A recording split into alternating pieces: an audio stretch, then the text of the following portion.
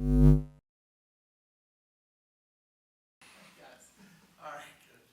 right, we hadn't practiced today, so I really don't have an update on injury-wise. Obviously, Days will be okay. Penson's been getting treatment, so hopefully he'll continue to get better, and we'll see what he can do today in practice. So we'll have a better update on that after practice and tomorrow as we go through shoot around and that sort of thing. Ole Miss is big. They're physical. They're going to really challenge us with changing defenses. This is going to be one of the first teams we play that changes their defenses quite a bit. They play the 1-3-1. They play a 2-3. They play man. So we're going to have to be on point against a variety of different defensive looks. Almost everybody we've played pretty much played straight man and maybe mixed in a 2-3. But they're going to mix in a bunch of different defenses. Their 1-3-1 morphs into a 2-3 or into man. So we need to do a great job there. Nasir Brooks, a big kid. He's a beast of a rebounder. He's huge. He's 7 foot. He's a big kid. He played at Cincinnati and Miami. Very, very good player. Ruffin, the point guard, McDonald's All-American. Tremendous player. Morrell's shooting it really, really well. Who's a highly, highly recruited kid out of Memphis. Rodriguez has been a kid that's given us problems in the past. Very, very good player at the 3 and the 4. For them. Fagan's had some big games. He had a big game at Tennessee when Ole Miss played at Tennessee, and so coming off a big win, they took care of Kansas State at home on Saturday. They played really well against Kansas State. So be another challenge for us here in SEC play. Rosters changed so dramatically in this league this year. Do you even look at game film from last year, if anything? Well, you can look at, we do. We look at how they guarded certain actions. Of course, we don't run a lot of the same stuff we ran last year.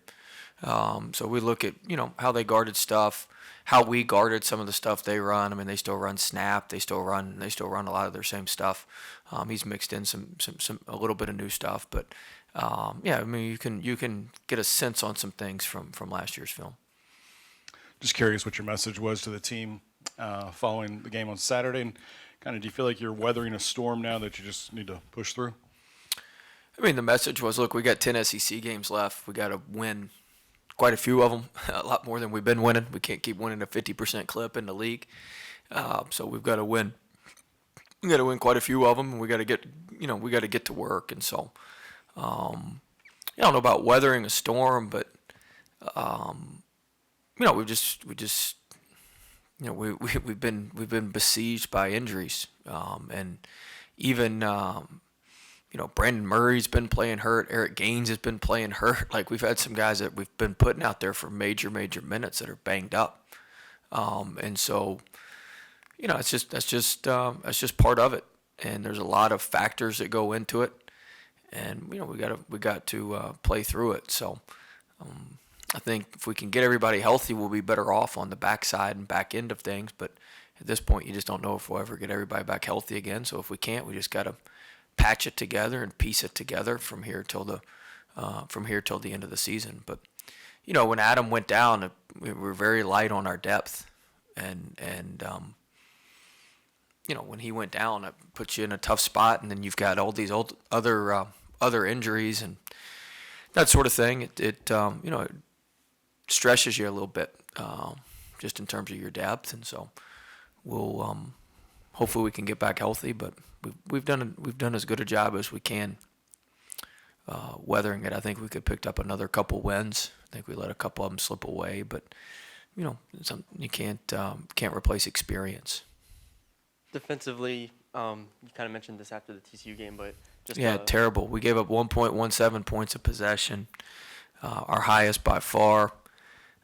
Really poor job guarding the ball. We made 42% of our layups. They made 52% of their mid-range jump shots. That's really tough to overcome. They did a great job. They whipped us off the bounce. We couldn't stay square in the seams. We got driven middle a ton. We got split. We couldn't get in 22. The real trick to our defense is getting in the press. Teams score 0.69 points of possession against us when we're in the press. That's the real trick. Our half-court defense is solid, but ain't nothing special without that press when we can get them into late clock situations and force shot clock violations and force you to take rush shots at the end of the clock, particularly rush threes. And we didn't get in the press enough. Our second line was very, very poor in the press. And so all that stuff contributed to us. But it's been, every game we've been getting a little bit worse defensively the last couple weeks. And, part of it's we got guys out there a long time. I mean, Eric Gaines and Brandon Murray didn't come out in the second half. And so that's, that's part of it. But we've got to get better defensively. Is there a question there? I'm sorry. I just kind of took it. That was the Kind of took it there, first Matt. three words of the question. I apologize. I texted with Jareem yesterday, by the way. Oh. See your shirt. Oh, yeah. He'd be proud of you. Yeah, that was a Big win at Louisiana huge Tech. win. Yep. Huge win. I was going to ask about y'all's defensive three-point attempt rate. Y'all allow a lot of three-point attempts, but do you feel like teams are starting to find different spaces, find the right spots to get threes against y'all? Well, how do you adjust against that?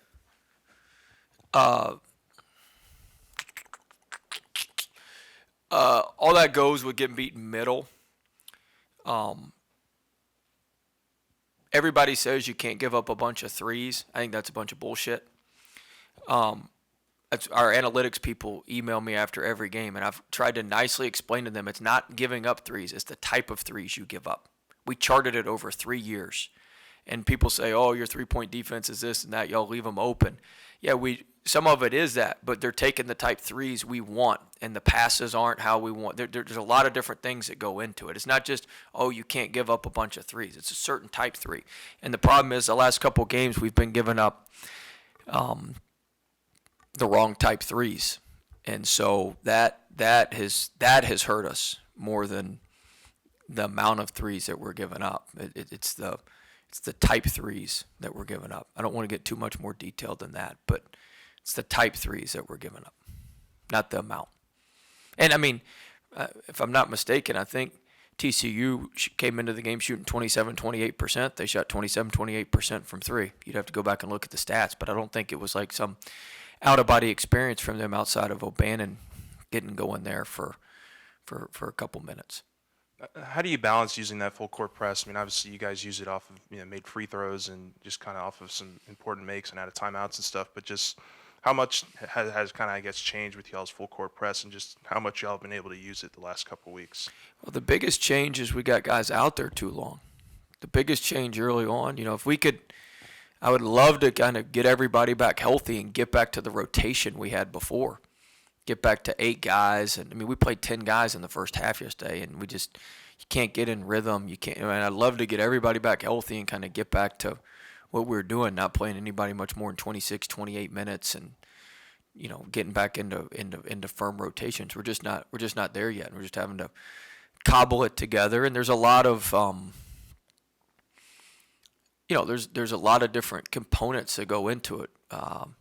When guys don't know when they're going in. It was so seamless there for about 14, 15 games. It was just seamless. We had the same 8 guys. Everybody did what, it was it was seamless. And it hasn't been that way just through injuries and through who's available and that sort of thing. And so we'd like to get back to that. I'd like to get back to that sooner rather than later, but we're certainly not at a point yet where we can do that. But it affects one guy being out affects a lot more people than just the one guy or the one position. It affects a lot of different things, and affects the rotations. It affects practice. It affects a lot of different stuff. And I'd like to get back to where we were, but we're not at a point yet where we can do that. Two-part question. One, you said I guess after the Tennessee game, you said it was the worst defense of the year. How did it compare to Saturday? And also, missing so many shots around the rim, was it more TCU doing, or your guys just missing easy, wide-open shots? It's funny. I did an hour-and-a-half Zoom last night, me and a couple of my staff members.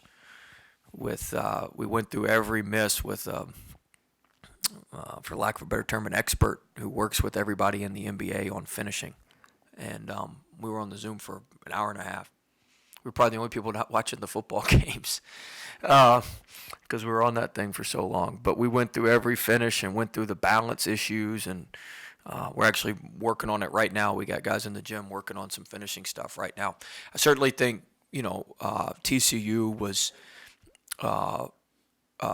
athletic and made some plays at the rim, but you go through it. I mean, this guy's one of the most detailed people I've ever been around. He's phenomenal. I mean, I feel like an idiot every time I get off the Zoom just because of how smart he is, and I feel like we haven't done enough to help our guys sometimes. But we used him a couple weeks ago with the turnover issue. We're getting better there. We had 9 at TCU, and he's an expert in really shooting, turnovers, footwork, and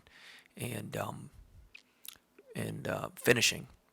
And he gave us some great ideas as it relates to floaters and touch shots and layups, and he gave us some really, really good ideas that we're going to start working on.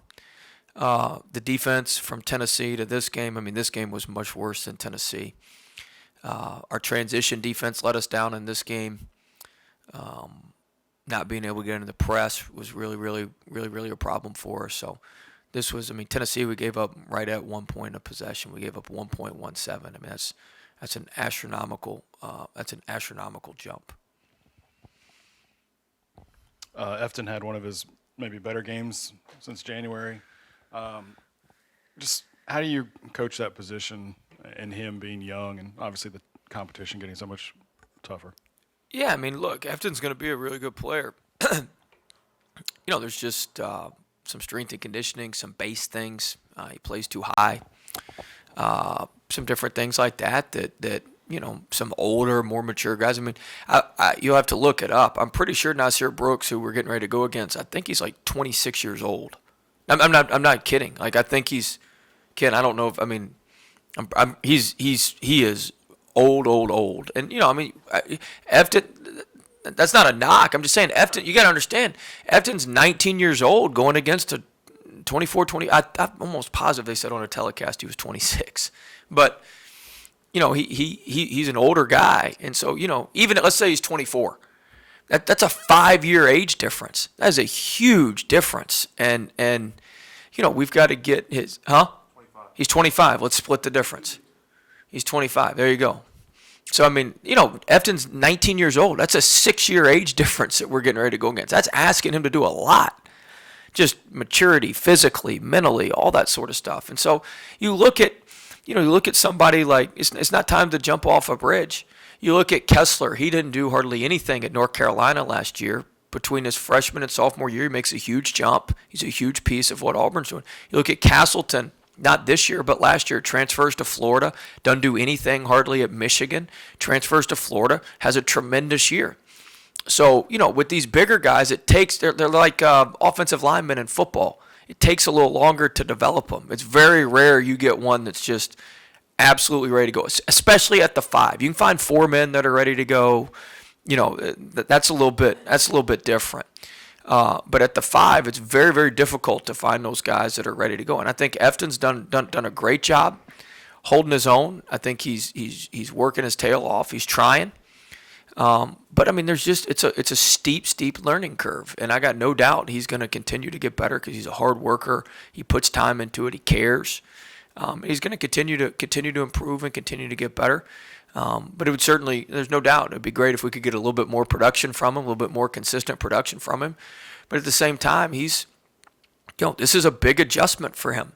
He's used to being 7 foot and taller than everybody else and pretty much older than everybody else. And now he's 7 foot, and there's a lot of other guys that look like him that are older than him and stronger than him and have more experience than him. And so you can't change that without, we got to get in the weight room this summer. We got to change his base. We got to get him lower. Like, there's a lot of stuff I know that we got to do, and he'll attack it and he'll do it because he's a great person. He's a great player, and we're gonna have to do that. And I think he can make that same jump those other guys made. It just takes some time. Can you tell us who the NBA guy is you got, and how do you? I don't want to use his name. Okay, I don't know if he wants me to. How do you find a guy like that? We're missing layups, blown layups. Let me Google blown layups. This guy. No. I've known this guy for a long time. I've known him for a long time. I'd lost contact, actually. I was talking to another NBA guy trying to fix one of our guys' shots. I was talking to a front office friend of mine trying to fix one of our guys' shots. And he said, well, this is the best shot guy in the country. And I'm like, well, shoot, I know him. I've known him since he was at XYZ a dozen years ago. And I used to go to a clinic with him. And so we just he reconnected us. And, we've hired him as a consultant for us. And he's coached, he was a former college coach, yes. And he does NBA stuff now.